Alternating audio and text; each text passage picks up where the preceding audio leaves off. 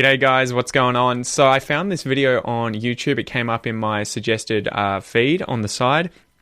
And it is apparently a dialect coach from BuzzFeed trying to guess a fake Australian accent out of a lineup. So there's going to be a bunch of people trying to speak with an Australian accent. Well, actually, a bunch of people speaking with an Australian accent, and there should be one guy or girl who is putting it on and faking it. So I haven't seen this video yet, but I thought I would do a reaction video to see if I can talk a little bit about, I guess, why this person's accent sounds strange to me, what parts they're screwing up, or maybe what parts they're getting right. So anyway, should be interesting. Let's have a look.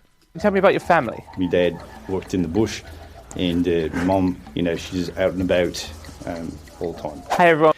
Already at the start there, that guy sounds like he's putting on an accent pretty badly. So I'm not sure if he's going to be in the lineup, but it doesn't sound right to me because he said a few things there, I think vowels that he's screwing up. Let's have another listen. Tell me about your family. My dad worked. Dad, he said, and it sounds more like dead, which is what a New Zealander would say. The vowel sound eh instead of ah. And then I think he says something else about out and about, but he says more like oot and a boot, which sounds like Canadian. It's in the bush, and my mum, she's out and about. Out and about. No, maybe a bit more British, but again, that's not how I would say it. I would say out and about, out and about, out and about, and he said more like oot and a boot. Hi everyone, my name is Jack Wallace. I'm a dialect coach here in Hollywood, and today I'm going to figure out who has the real, authentic Australian accent. It's our national anthem for anyone guessing.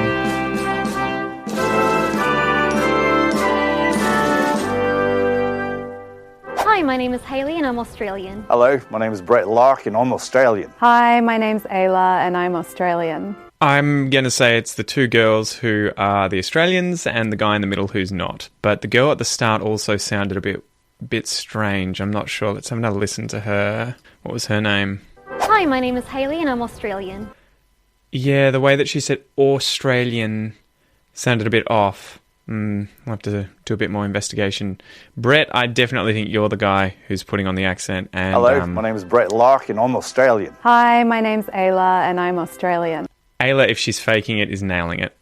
The placement of the tongue plays a big role in the Australian accent. They tend to use a slightly different part of the tongue to form the vowels compared to English and American people. It's especially in the diphthongs, which means there's two sounds in a vowel. The O sound and the A sound especially. For example, okay in English, O-K goes O, the diphthong that way. In American, it goes the other way, O-K. In Australian, it goes O. So it uses like the middle part of the tongue rather than the back of the tongue. The I sound. Yeah, so he's nailed that. That's the Australian O, O, O.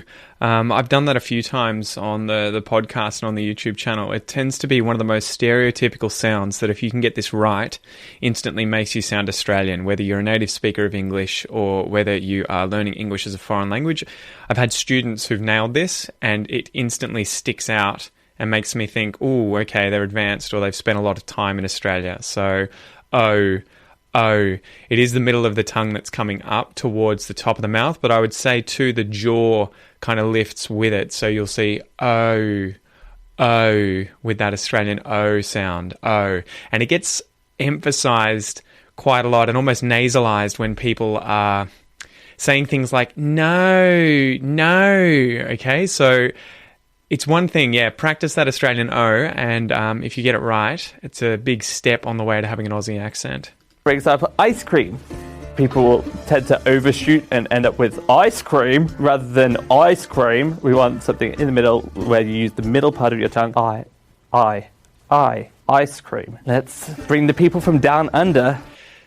Yeah, so he's talking about the I diphthong there as well, which is another one that Australians tend to do a little bit differently from other dialects anyway. Keep going. Up here.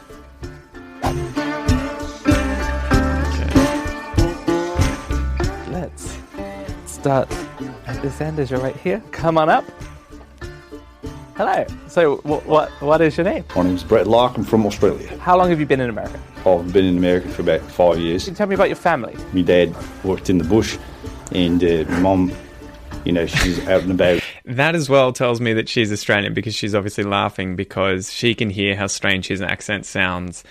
And the stereotypes that he's already going for, right? Like, oh yeah, my dad worked in the bush, blah, blah, blah. I don't know. It seems like he's watched Crocodile Dundee a few times. Too many. All the time. Hanging with the kids, doing the house stuff. House stuff. There, he's changed the diphthong ow and made it more like a British diphthong there. Oh, or it just sounded off to me. So instead of house, where we've opened our mouths up more, house, he said something like hoose. Let's have another listen. Hanging with the kids, doing the house stuff. House stuff. Yeah, that's really strange. House. Open your mouth more. If you were to name the last and the first day of the week. So I think what he's going for here is the fact that a lot of Australians will say Wednesday. It's a bit of a stereotype. I think I would still say, Wednesday, Monday, Tuesday. But you may hear some people, especially with broader accents, say D instead of A or day at the end of the words of the week, right? The names of the week. So you'll hear things like Tuesday, I was out, working on my ute in the backyard. Wednesday, I was doing this. Thursday, I think it typically tends to be two when they're listing the days, Monday, Tuesday, Wednesday, Thursday. But it's a bit of a stereotype. I wouldn't do it. There are definitely Australians that do it, but they'll have a broader accent. I think that's what he's going for here, though. What would they be? Monday, Tuesday, Wednesday, Thursday, Friday. Straight away there, I've heard him say the ch sound that we would say for Tuesday as a hard T. Tuesday, I think he said. So that instantly tells me he doesn't have a natural Australian accent. This is, I believe, regressive assimilation. It is where the U sound in front of a consonant affects the sound of the consonant by adding in a little Y sound between the consonant and the U. So you'll hear, for example, in the word Tuesday, I don't actually say a T. I would say Tuesday, like chew, or to choose something, and then day, Tuesday. What's another one with T? Oh no, we'll do a D example. So I would say that my paper is due on Tuesday. So here we've got a voiced J sound instead of an unvoiced Ch sound because it's a D, there's a U after it, it's due, and so there's a little Y sound in there linking those two letters or those two sounds, and you get a J sound. Australians do this, Americans do not, and I'm not sure if all British accents do. I would imagine they don't either. So I'm going to say I think this guy's going to be American at the end. Let's keep going. But actually, let's have a listen again. Tuesday, Wednesday, Thursday. There you go. Tuesday. Monday, Tuesday, Wednesday, Thursday. Yeah, Tuesday. Tuesday, not Tuesday. Tuesday. Friday, Saturday, Sunday. Okay, great. Thank you. Talking about my spot now. He's got a few of these weird... It's the vowels. It's really funny. It's all about the vowels. Do I go back to my spot now? He's doing something weird with these diphthongs. I think that's what's sticking out the most now. Like house. It's that same diphthong where he's doing it further back in the throat. No.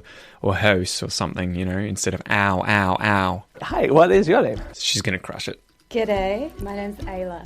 Nice, lovely to meet you, Ayla. And how long have you been in America? I've been in America also 5 years. Great. I feel like there's mischief afoot. What do you like to do?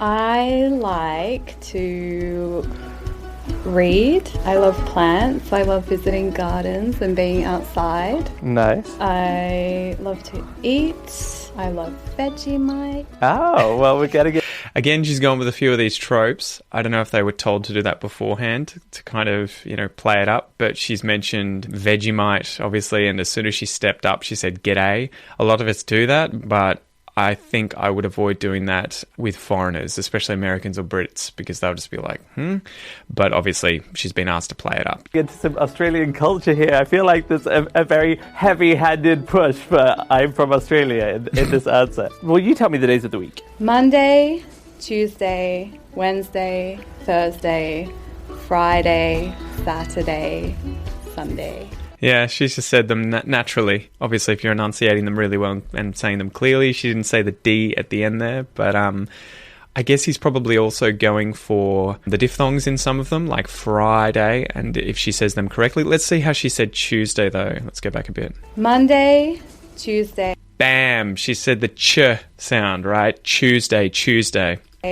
Wednesday. Let's hear that again. Thursday, Hold on, give you another listen. Monday, Tuesday, Boom. Wednesday, Thursday, Friday, Saturday, Sunday. Interesting thing there, she said the T in Saturday. You can do that, but I would probably use a T flap. I would say Saturday, Saturday, or T tap, Saturday, Saturday. But yeah, you could say Saturday. Excellent, thank you very much. It feels like she has a kind of, I hate to use the word light, but kind of a less stereotypical Australian accent. There are the like slight I sounds in there without it. To me, she sounds like she just has a general Australian accent. I'd probably pick her from some of the big cities. You know, she could be from Melbourne or Sydney or Brisbane. She doesn't sound like she's from rural parts of Australia with broader accents. And she doesn't sound like, you know, she's got a really, really cultivated toffee kind of accent. Although that's dying out in Australia these days. It just sounds like a general Australian accent. People with these accents would be people like my friends, people in Melbourne, people in suburban Victoria and New South Wales. It becoming I, there's potential here. And I think he's mentioning there too that the diphthongs aren't really accentuated. I, which would, and nasalized, which would make it broader in terms of the accent. And she said Vegemite. See, he couldn't even say the Vegemite. He almost said Vegemate at the end there. So I don't know if that's his pronunciation. He has a bit of a weird accent too. I'm not sure if it's British or not. I have a feeling that he's probably gay, and that's also affected his accent and the way that he speaks too. But it's interesting to hear how he says Vegemite.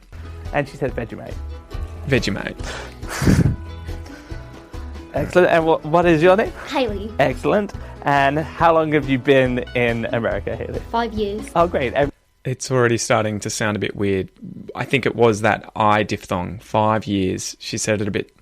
5 years. 5 years. Everyone's been here for 5 years. What can you tell me about your family? My mom's a teacher. Ooh, mom. Okay, so we would say mum. Mum. Americans would say mom. Mom. And I think some British accents too would say mom. Okay, so let's see that again. Family. My mom's a teacher, and my dad's an accountant. And The diphthong in accountant. Accountant.